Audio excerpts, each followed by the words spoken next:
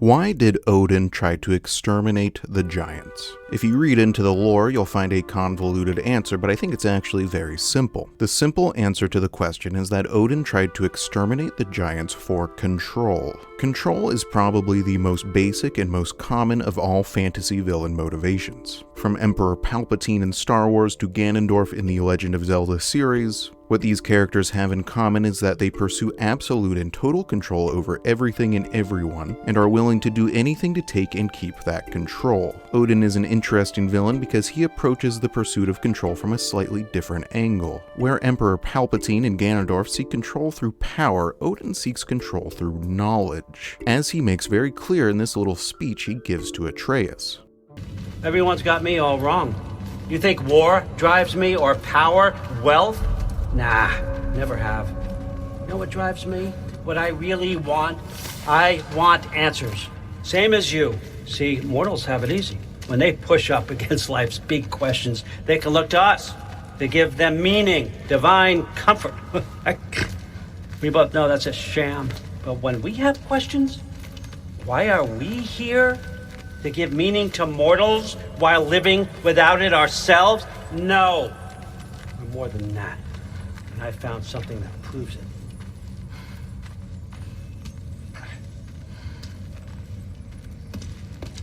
What is it? It's what drives me.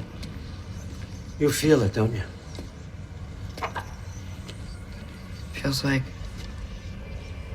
knowledge. Truth. All truth. All the answers. We could find out why we're here, learn how to change our fates, stop Ragnarok for good, maybe. Save the people we love.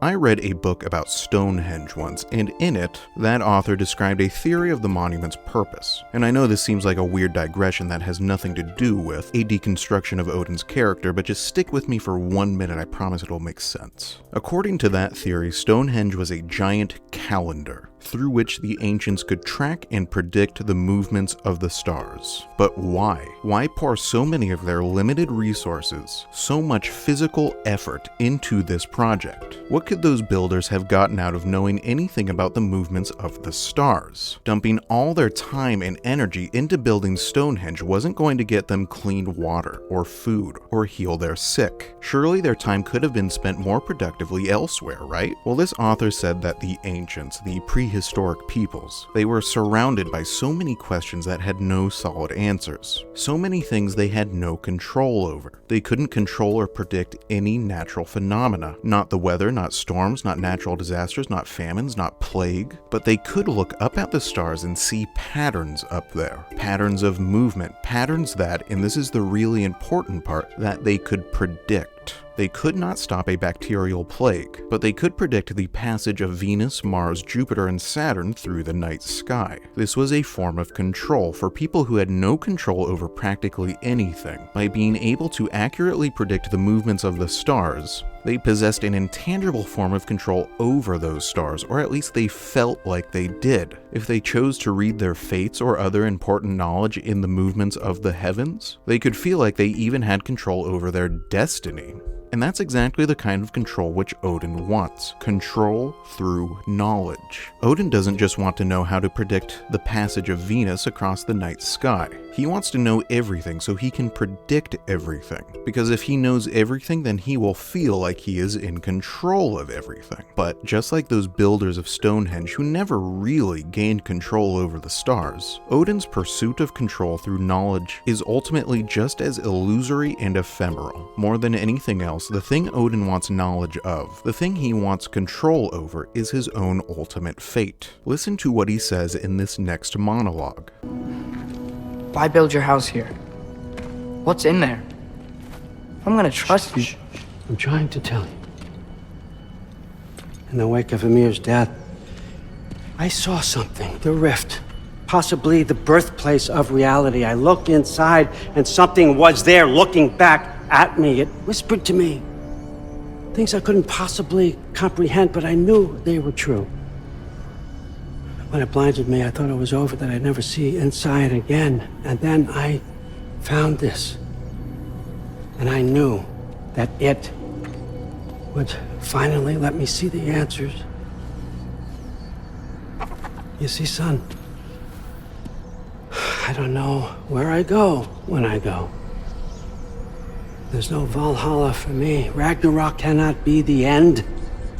I need to know there's something more than this. I need to know what happens to me. And that's the truth, I swear, on my last good eye. That's the truth. This is a fundamental question that all people everywhere ask. Where do I go when I go? If you know the answer to that question, you can control it, or at least feel like you do. That's what Odin wants. More than control over the 9 realms, more than control over the Aesir or the Vanir or the giants. He wants to know his own fate so he can control it. This is part of what makes any villain a great villain, a motivation we can sympathize with because it's a motivation we've felt ourselves. Odin is all of us in this moment, just one more guy staring into infinity and wondering, what is this all for? I'll get back to Odin's quixotic pursuit of knowledge in a bit, but before that, we need to look at how Odin controls the people around him. It's not just his own fate that Odin wants to control, but everyone's fate. Odin controls people in 3 distinct ways throughout the game. By manipulation, and when that doesn't work, by subjugation, and when that doesn't work, he moves on to destruction. Odin's preferred method of control is manipulation, because if he can manipulate someone, then he can get some kind of use out of them. We see a lot of this in his interactions with Atreus. He controls Atreus through manipulation, gets Atreus to do the things he wants him to do. To demonstrate exactly how he does this, here's a very long clip of his and Atreus' first meeting in Asgard. And when the clip is over, I'm going to go over the dozen or so different ways Odin manipulates him in this scene. You made it! I am so honored. I see you've met Heimdall. He reads minds for me. The boy is false, all father. This young man, who is my guest, is covered in mud. Care to explain? He means to betray you. Is that true, Loki? You a little trickster? I'm just messing around. Of course he means to betray me, huh? Heimdall, why else would he come? I've given him no reason to trust me. Not yet. But he's got some very big questions. And I have so many answers to give. What are you up to? Dismissed. Go. Gladly. And you, clean yourself up. All father. Oh, no. Jaffa. Heimdall, will you just relax? Were you intending on killing me first thing? See? What, that's not good enough for you? Get out of here.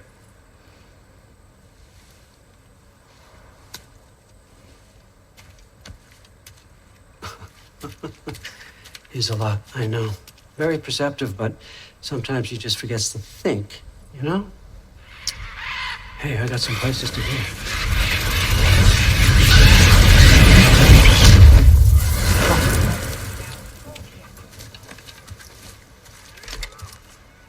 So how'd your father take the news that you decided to accept my invitation? I don't think we should talk about my father. Not well, huh? Can't blame him. Between my ex-wife and my disgruntled former employee, he's not exactly getting an unbiased view. But you're curious, open-minded. That's important. Meest, carry on. Pretend I'm not here. If I'm being honest with you, Loki, you're lucky my offer still stands after you went and sprung Tyr. Terrible. But I suppose spending time with him is punishment enough, isn't it? At least Mimir never lost his sense of humor. But look, that's all behind us now. I like to keep looking forward. Hey! I want them trained, not decapitated.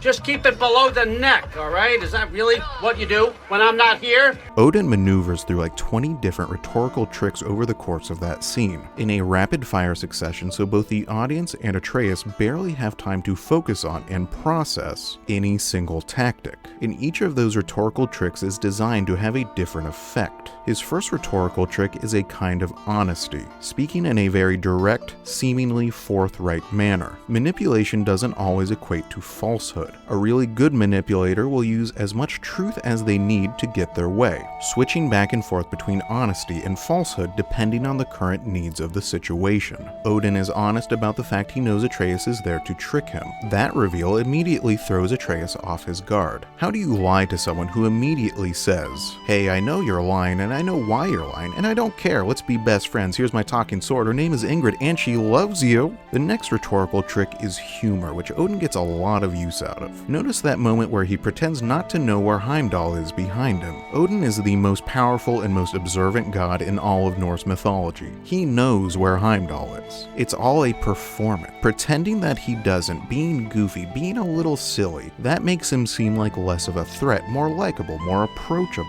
Next is with promises, false or true. He promises Atreus, "I have the answers to your big questions. Keep playing along with me. Even if you know I'm manipulating you, you also know that I might be able to give you what you want." Odin also does a lot of mixing compliments with criticisms. Notice how in the same breath he both praises Heimdall for his perception and criticizes him for his short-sightedness. Or notice how he calls Atreus curious and open-minded, and then 20 seconds later criticizes him for freeing Tyr. Odin never compliments without purpose and never criticizes without softening the blow with a compliment. Except with Thor, who he criticizes constantly and viciously, but I'll get to that later. Finally, look back to how he says to Atreus, "You're lucky my offer still stands after you went and sprung Tyr." There's a thread of violence here. Underneath all the humor, the flattery, the apparent honesty and promises. With Odin, there's always a threat of violence. There's always the unspoken fact that, if you don't fall for his manipulation, he could just physically force you to do what he wants, or even just outright destroy you. He is powerful and dangerous, and everyone knows it, and he knows they know it, so he doesn't even have to come out and say it. All he has to do is suggest it, pepper the little threats in here and there. Odin is a master manipulator, but those manipulations don't always work. Sometimes people just refuse to play along with him. In those cases, Odin moves on to his second strategy, which is simple and brutal subjugation. When he couldn't manipulate Tyr into doing what he wanted, he imprisoned him, tortured him, and tried to force him into it instead. Same thing with Mimir. When he couldn't manipulate Mimir into doing what he wanted anymore, he imprisoned him, tortured him, and tried to force him into it instead.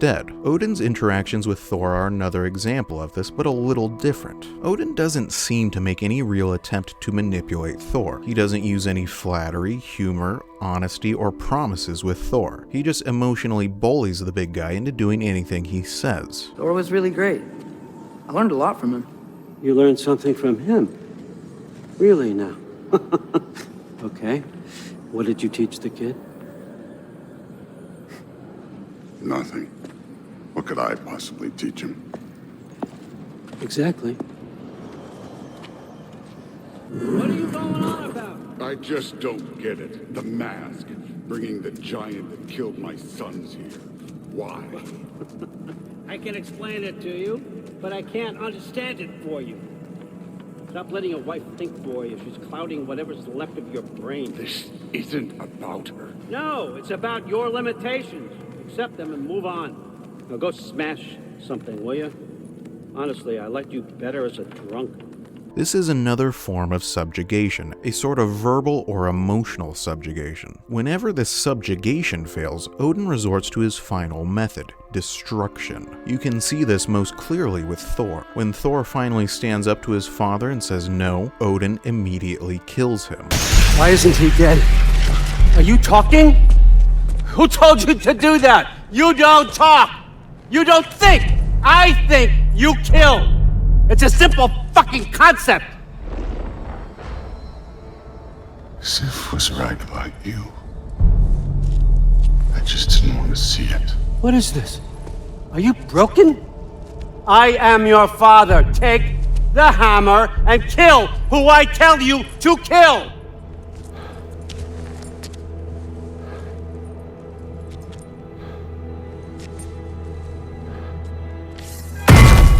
No.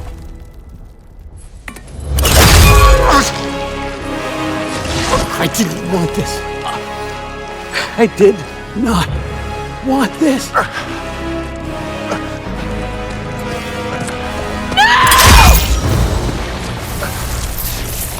Dude, this was all their fault.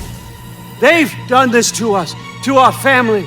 Because the one thing he cannot stand is to no longer be in control. Even if it is in death, he will still control Thor. You can also see this in the extermination of the giants. He couldn't manipulate the giants because they were too smart, and he couldn't subjugate them because they were too strong. Not just physically, but morally strong too. Almost every story we hear about the giants describes them as a race who cared about doing what was right. Unlike Thor, Odin could never bully the giants into committing wrong, so he destroyed them. Using these three methods of control, manipulation, subjugation, and destruction, Odin was in total and complete control of the 9 realms. That is, until Kratos. The arrival of Kratos in Midgard changed everything, because unlike anyone else, Kratos was someone Odin could not manipulate, could not subjugate, and could not destroy. This is one of those what happens when an unstoppable force meets an unbreakable object sort of moments. When faced with this unmanipulatable, unsubjugatable, indestructible force that randomly wandered into his life and schemes seemingly from nowhere, how does Odin react? Well, at the start of Ragnarok, he tries manipulation anyway and fails, because Kratos refuses to play along. He is unimpressed by every single one of Odin's rhetorical tricks. Watch it happen in this clip.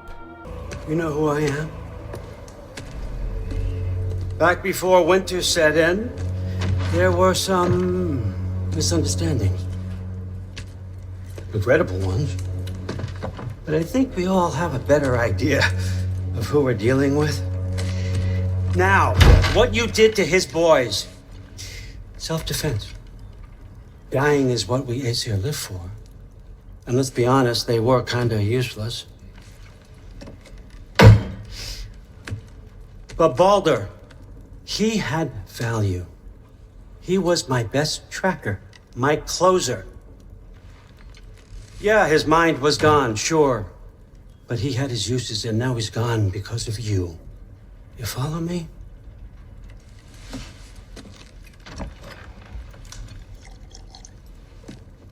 You have a debt.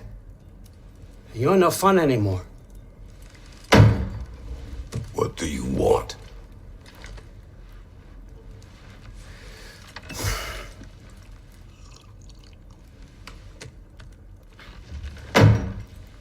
How about peace? How does peace strike the esteemed, retired god of war? How about we just don't kill each other? How about you stay home, kick up your feet, seek no quarrel with me, and I'll have none with you. Shit, I'll even sweeten the deal. I'll let you keep the prisoner that I know you stole. That's right. I know you're in here somewhere, you silver-tongued little shit. Why should we believe a word of you? What have your promises ever been worth? There he is, my old partner in crime. He's lost weight. If he tells you snow is white, he's lying. What kind of wisdom is that? Can't the smartest head alive see past himself? See that we all want the same thing? All right. Here's a deal I know you can trust. I'll settle your debt with my ex. Keep Freya off your back. Keep your boy safe. That's really all you want, isn't it? So what do you say?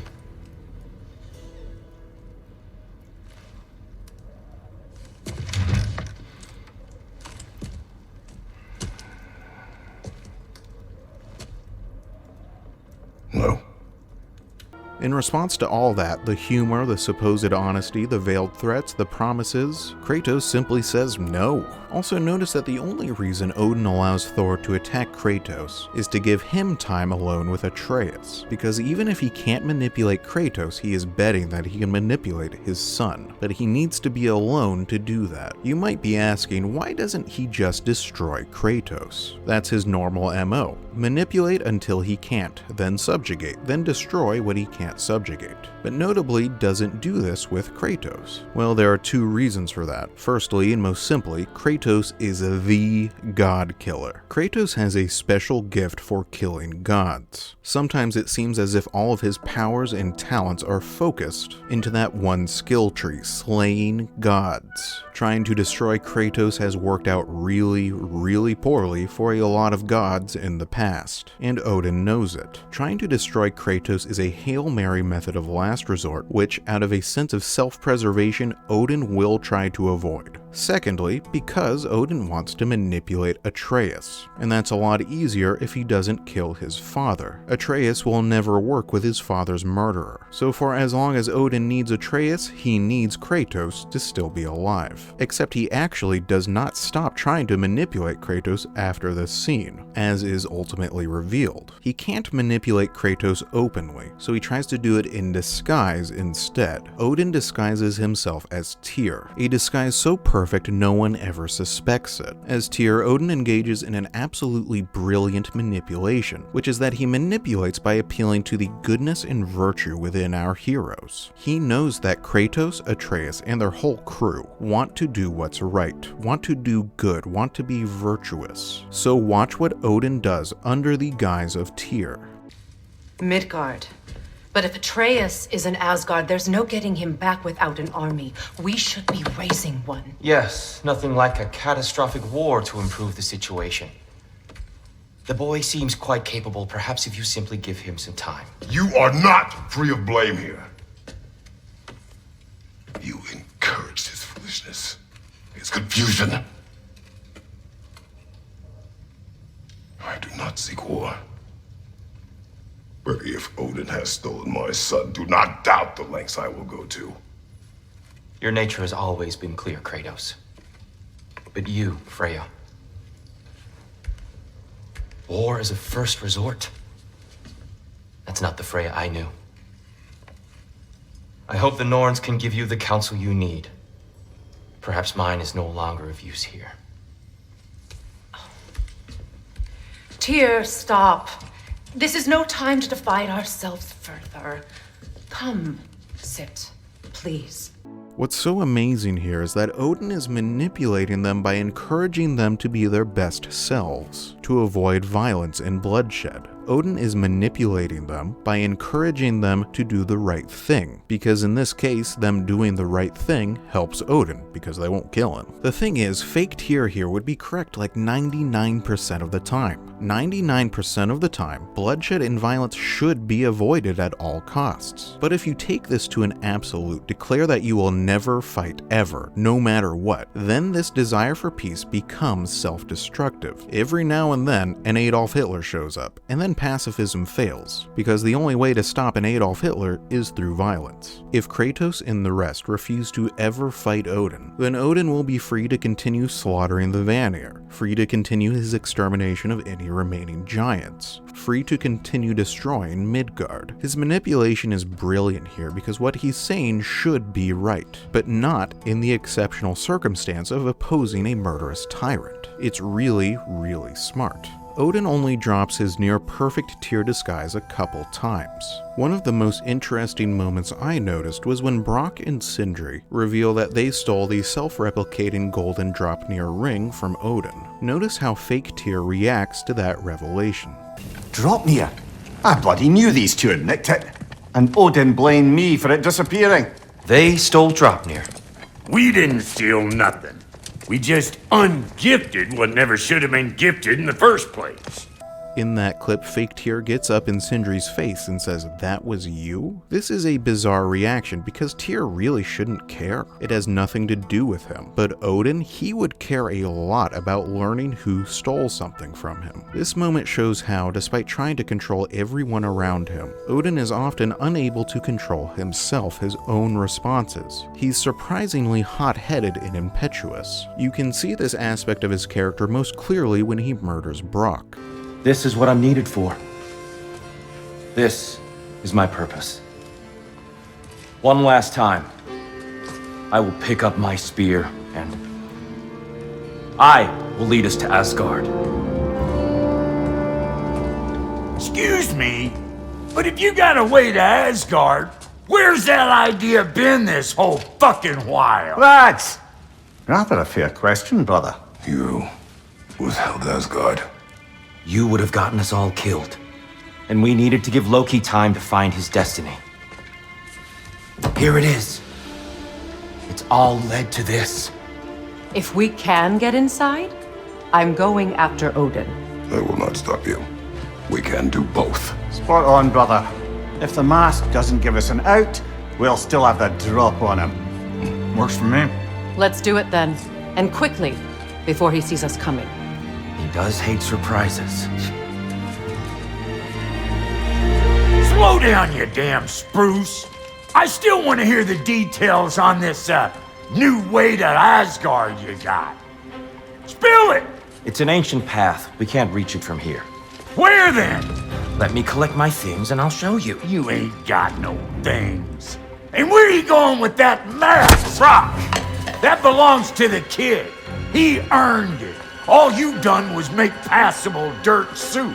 Brock, it's okay. No, it ain't. This ain't right. All the pieces ain't welding together true. Like, what's with him calling you Loki anyway? You know that ain't his name. Hey! I'm talking to you! You never shut up! All the things. Odin. Let go of the boy and face me! Tell your brother to throw me the mask and you've got a deal. Stop moving. Freya, if he dies... Now. Wasn't part of the plan, but if he dies, we are square for Heimdall. And honestly, you got a bargain. I will kill you. Plan on that. So nice spending time with you again. Freya, please. Can't be in two places at once, Frig. Hey! I don't move, you don't move. Don't do anything you regret. I regret many things. Killing you will not be one of them. Son! I am in control here! Throw me the mask! Now!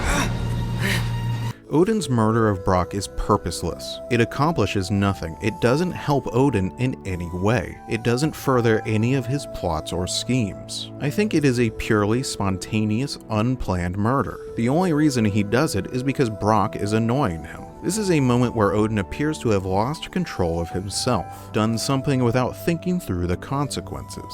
And notice how Odin shouts, "I am in control here." It's such a fascinating cry because of its desperation. He is not in control here. He has not only lost control of the situation, but lost control of himself. And that momentary loss of control, giving into his hateful, violent impulses, his casual disregard for the value of life, is what ultimately leads him to a total loss of control over his own fate. Let's be clear here. If Odin hadn't killed Brock, Odin would not have died. After the final confrontation, Atreus, Kratos, and Freya all choose to let Odin live.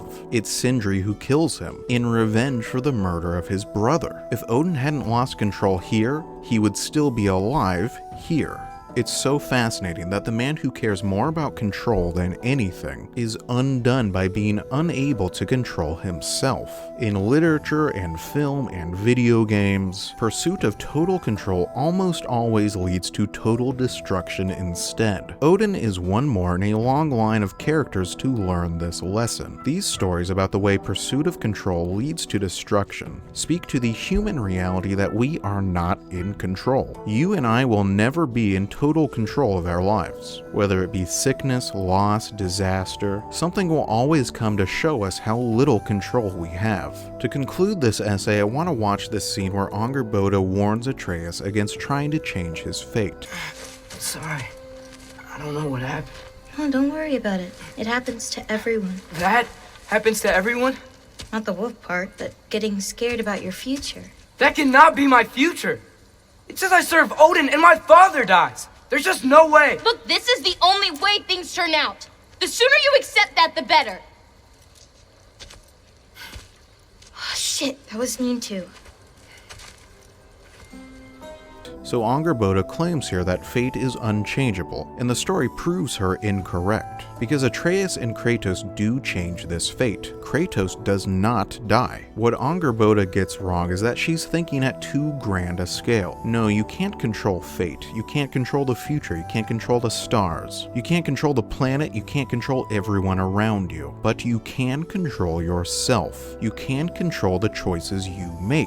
This is how Atreus and Kratos subvert that prophecy, by making the right choices at the right times, by choosing to be better than they are. And this is how Odin is destroyed. Not by fate, not by some prophecy. Sindri is not any part of that prophecy. As far as the prophecies of the giants go, Sindri is just some guy. But by choosing to do the wrong thing, by choosing to be the worst, most violent, and most vicious version of himself, Odin destroys himself.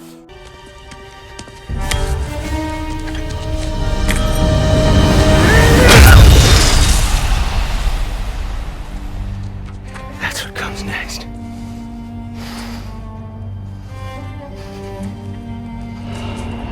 That's what happens next. That's where you go when you go. That's your ultimate fate when you're a manipulative, murderous asshole.